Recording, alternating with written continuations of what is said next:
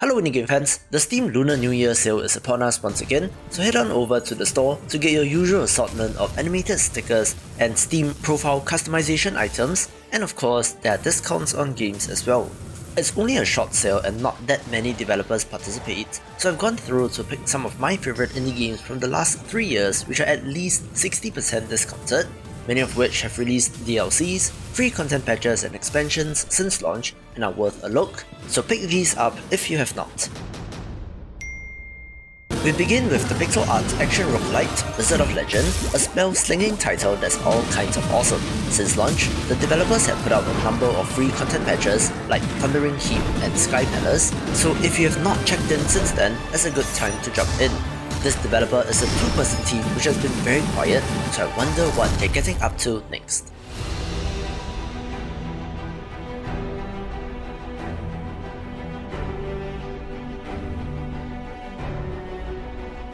The very grim survival city builder Frostpunk made my list of the best survival games and is one of the most gorgeous entries in the genre, having a unique hook and some tough decisions that you have to make.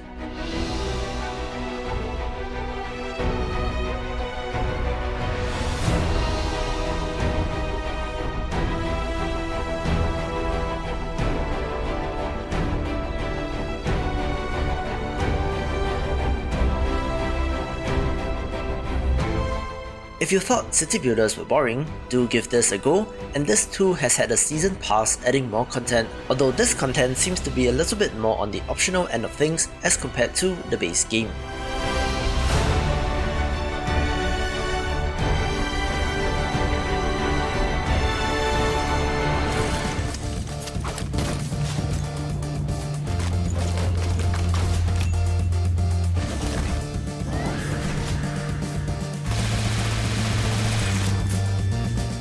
One of the most overlooked titles is Full Metal Furies, coming to us from the developer of Rogue Legacy, and it was neat to see this developer try their hand at something a little different, although the results were not as expected.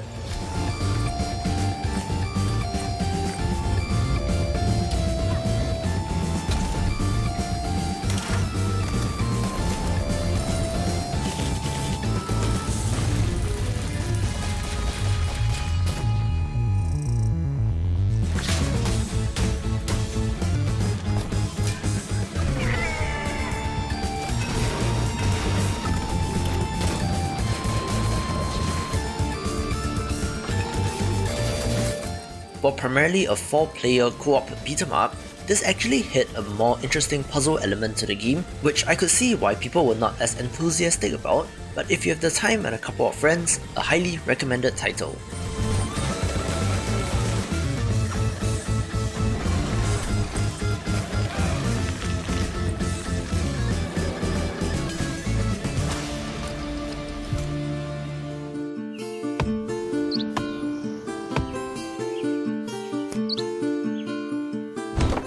I do have a soft spot for RTS titles, so Northgard from 2018 did get my attention, although interestingly, they did incorporate some 4X elements into the game, such as territory borders.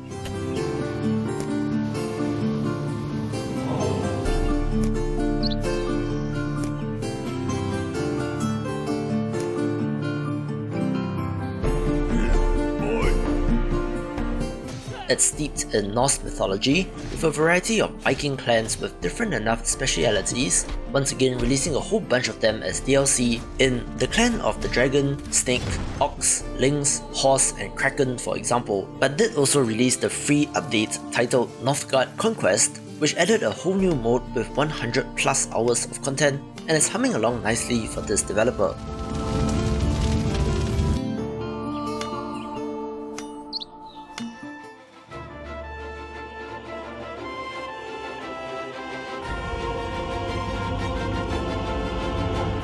Fel Seal Arbiter's mark has appeared front and center in my videos on tactics titles and games like Final Fantasy Tactics, having a classic high fantasy setting and telling the age-old tale of corruption within a powerful organization meant to protect the world.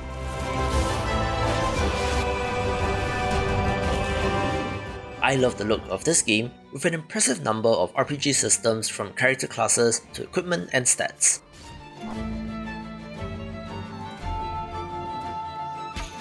The first expansion, titled Missions and Monsters, was released in June 2020 with new classes, 5 new locations, new encounters and more, so no-brainer if you love tactics games.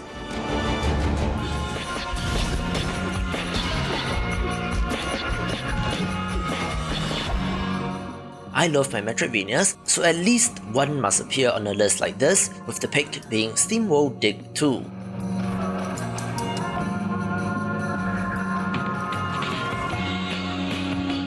While it is a continuation from the first game, the original is difficult to go back to with the existence of this being a much more polished version of the concept, but it's totally fine to start off with this as well.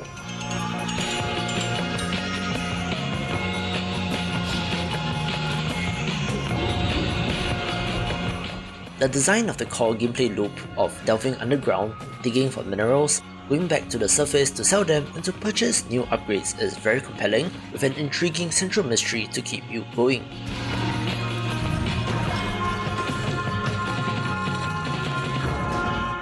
Not sure what this developer is working on next, since their last project was the deck building RPG SteamWorld Quest, so fingers crossed it might be the third entry in the Dig franchise.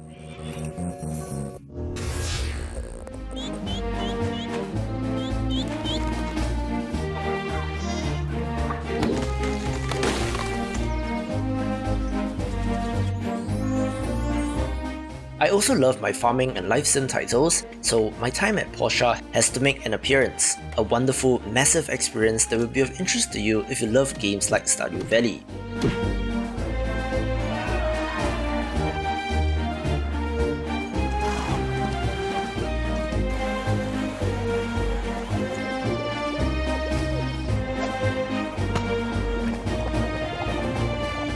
Rather than a farm, you're instead taking over a crafting workshop, having to build things like furniture or to repair bridges for the town, so not too much of a farming game, although there is that element as well.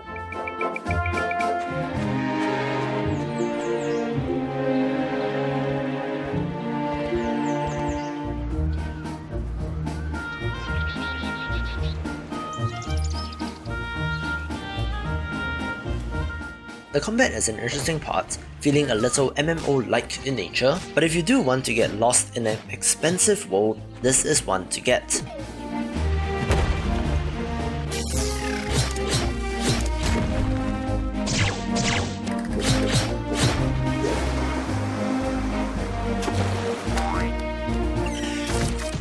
The developers are working on the sequel, My Time at Sandrock, being set in a mining town in the desert rather than this wonderful island, so keep your eyes peeled for a date on that.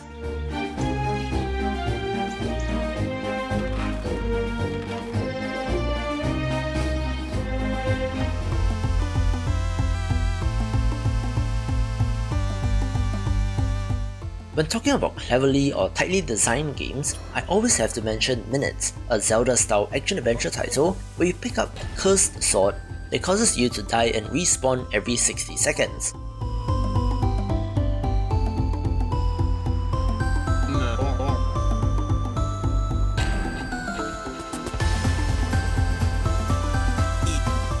Now you may be thinking, how does that work? Not to worry, you often keep access to key items found, and there are shortcuts to unlock and even new checkpoints spread all over the world. And the way that these developers play with the 60-second limitation is very clever indeed.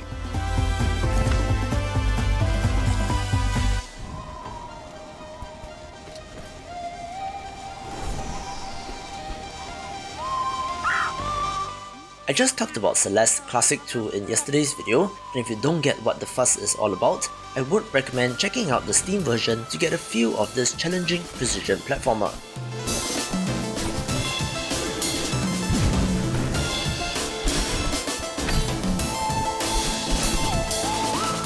Tough but fair is the name of the game, although at times this can make you rage, but the literal and metaphorical journey of climbing a mountain to overcome adversity and personal demons is something that we can all relate to.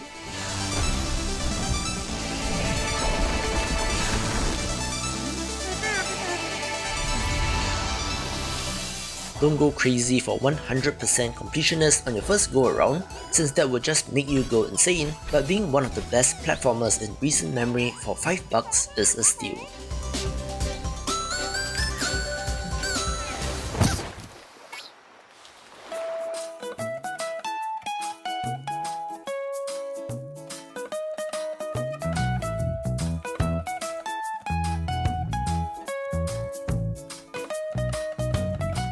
One of my favorite indie games to come along in a long time is Yoku's Island Express, the self-styled pinballvania, which is exactly what it sounds like, mixing pinball with a Metroidvania.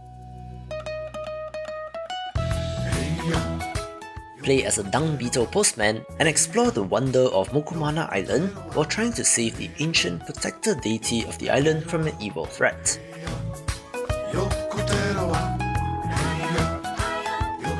I'm not even a huge pinball person and was still very impressed with how good this feels to play, with the pinball tables integrated seamlessly into the island geography, which is a lesson in level design.